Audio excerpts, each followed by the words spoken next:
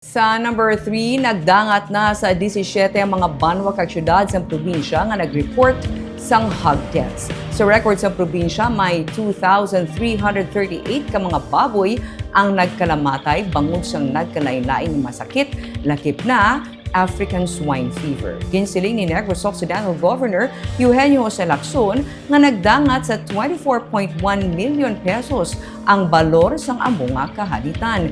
Pero suno kay Lacson, kung ipaanggid sa bilog nga hog population sa 17 ka mga LGU nga 90,981, ang 2,338 ka mga nagkalamatay nga baboy 2.57% lamang.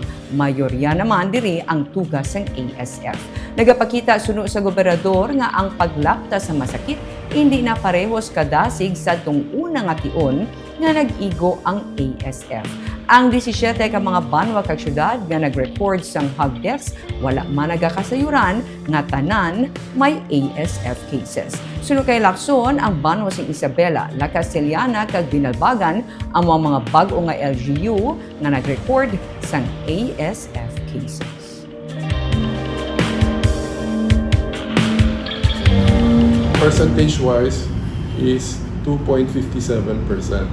Again, it shows that it's not spreading as fast as the first time we got hit. We are controlling it, or we're managing it much better because of the lessons that we learned before. No? Now, the total amount, the cost of the mortality has risen to 24.1 million pesos.